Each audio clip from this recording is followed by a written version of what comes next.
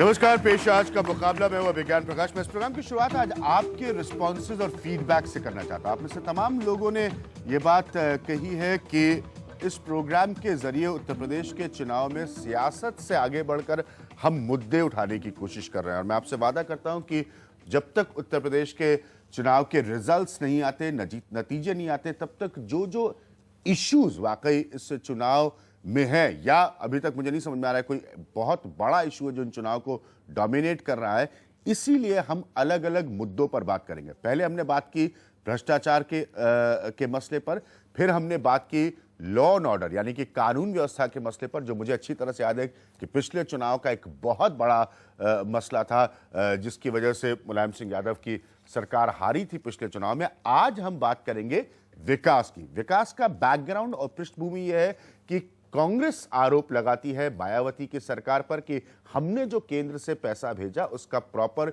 Utilisation नहीं हुआ और उत्तर प्रदेश का विकास नहीं हुआ, बल्कि 22 सालों में उत्तर प्रदेश का विकास नहीं हुआ। यह कांग्रेस का कहना है, जिसमें अब प्रियंका गांधी भी शामिल हो चुकी हैं।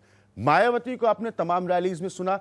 मायावती केंद्र पर आरोप लगाती हैं कि मायावती का कहना है कि केंद्र ने विकास करने के लिए उन्हें सहायता नहीं दी। जो भी ऐतिहासिक विकास हुआ है उत्तर प्रदेश में वो उनकी खुद की देन है। तो क्या सबसे बड़ा मुद्दा अभी भी विकास बन सकता है? अब हमारे सामने ये एग्जाम्पल्स है जिसमें बिहार और गुजरात का जिक्र किया जाता है कि हाँ, विकास एक डोमिनेंट इशू बनकर इलेक्टोरल पॉलिटिक्स में सामने आ सकता है। यहां पर जितने भी लोग मौजूद हैं ये उत्तर प्रदेश की सियासत को और मुद्दों को बहुत अच्छी तरह से समझते हैं।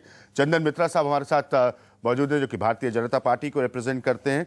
मेरे साथ शाहिद सिद्दीकी साहब मौजूद हैं जो कि समाजवादी पार्टी को रिप्रेजेंट करते हैं। मेरे साथ सुदीन भदौरिया जी मौजूद हैं जो कि बीएसपी से जुड़े हुए हैं, और संतोष बागडोगरा जी हैं जो कि कांग्रेस से जुड़े हुए हैं। आप सबके साथ रहेंगे शरद प्रधान, एक पॉलिटिकल एनालिस्ट, तमाम सालों से उत्तर प्रदेश को बहुत करीब से देखते हैं। शरद, पहला सवाल आपसे।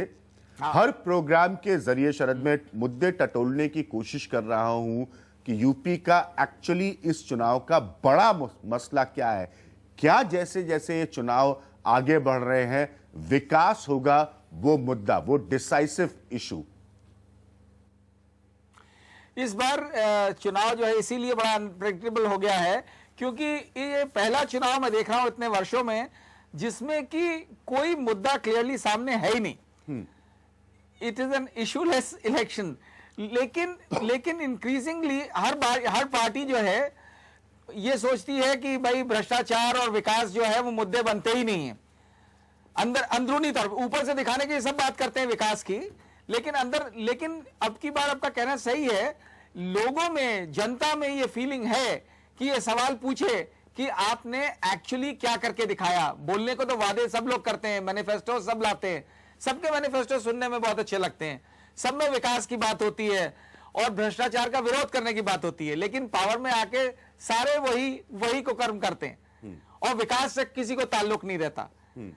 इस चुनाव में जैसा आपने फरमाया, ये मायावती भी जो है इशू बार बार ये रेस करने की कोशिश कर रही हैं कि हमें अगर एक मौका और मिलेगा तो हम वाकई में वो विकास करके दिखाएंगे जो कोई नहीं कर पाया। शायद ये सही होता अगर मायावती में जो ग्रिट और डिटर्मिनेशन है माइनस उनकी जो कमियां हैं बहुत सारी, वो अगर ना होती, अगर सही डायरेक्शन में उनका ये फोकस होता तो यूपी में वाकई में बहुत विकास हो सकता था, क्योंकि उनमें एक जो उनकी रूथलेसनेस है वो उसकी यूपी में आवश्यकता है। लेकिन जो भ्रष्टाचार के लेवल्स हो गए और जो पिल्फरेज होने लगा और जो फोकस हो गया सिर्फ मॉन्यूमेंट्स और स्टैच्यूज और इस तरह की चीजों पे अपने पार्टी के, उसकी वजह से जो अच्छे काम भी किए वो ओवरशैडो हो गए। जो अच्छे काम भी किए वो ओवरशैडो। इस बार मुद्दा हो सकता है। चंदन मित्रा, चूंकि अन्ना हजारे के वक्त से लेकर केंद्र सरकार को सामने रखते हुए करप्शन को आप लोगों ने एक बड़ा इशू बनाया।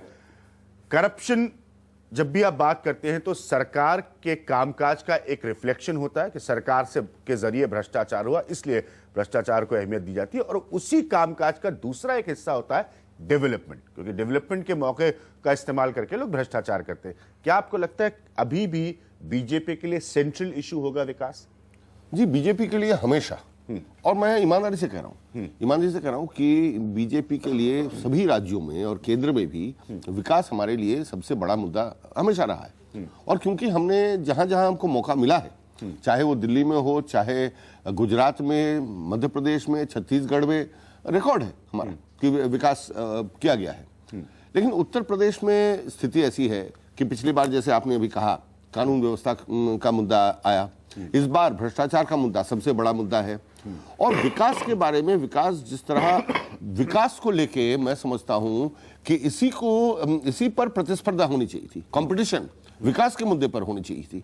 लेकिन अभी तक ये उभर के नहीं आ रहा है। लेकिन इतना मैं कह सकता हूं कि हम तो विकास के मुद्दे को लेकर आगे बढ़ेंगे। आप लोग आगे बढ़ेंगे? बिल्कुल। शाहिद साहब, आप लोगों की सरकार के बीच में 5 साल का गैप है, तो अब उस नजरिए से आप अपनी बातें नहीं रख सकते, बल्कि ये मेरे हिसाब से आपको एक पॉलिटिकल एडवांटेज पॉइंट है, क्योंकि आपकी स्लेट खाली है, आप उसको अपने हिसाब से लिख सकते हैं। क्या आपके लिए सेंट्रल इशू है कि प्रदेश का विकास किस तरह से हुआ, और आप उसमें क्या मुद्दा बना सकते हैं? अभिज्ञान, ब्रीफली मैं एक बात कहना चाहूंगा कि आप मुसलसल देखिए पिछले 10-15 साल के चुनाव, चाहे मध्य प्रदेश का चुनाव था, चाहे राजस्थान का चुनाव था, चाहे उड़ीसा का चुनाव, बिहार का चुनाव, गुजरात का चुनाव, दिल्ली का चुनाव, सब जगह विकास मुद्दा बन चुका है। नेता और मीडिया नहीं समझ पा रहा है इसको। वो जो सेंसेशनल मुद्दे होते हैं उन्हें उठाता है। आम आदमी, विकास का मतलब क्या है? आम आदमी अपने जीवन में बदलाव चाहता है। जब उसके हाथ में मोबाइल आ गया, जब उसके सामने टीवी का स्क्रीन आ गया, तो अब वो दुनिया को देख सकता है घर में बैठे, और उस दुनिया को देखने के बाद उसके भी सपने जागते हैं, वो उन सपनों को पूरा करना चाहता है। तो उत्तर प्रदेश में भी आज ये सूरत हाल है। अब दूसरी बात मैं कहना चाहूंगा कि हमारी पार्टी ने इस बात को समझते हुए, अखिलेश यादव जी ने पहले दिन से, जब हमारे चुनाव की शुरुआत हुई है, बाकी पार्टियों ने बाद में उठाया, हमने नए मुद्दे शुरू किए और हमने विकास को बुनियादी मुद्दा बनाया है। मैनिफेस्टो की बात नहीं करता मैं, हमारे हर भाषण में, हर जगह हम कहीं जात पात की बात नहीं कर रहे हैं। अगर हम कंप्यूटर की बात कर रहे हैं, अगर हम टेबलेट की बात करते हैं, आप कहते साहब आजकल आप कैसे कर रहे हो टेबलेट की बात, पहले तो नहीं करते थे। बदलाव है, बदलाव जीवन है, और उस बदलाव को जो नहीं समझता राजनीति में, वो खत्म हो जाता है।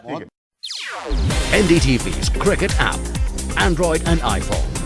Fastest scorecard, special analysis, and much more. Download free. ndtv.com/apps.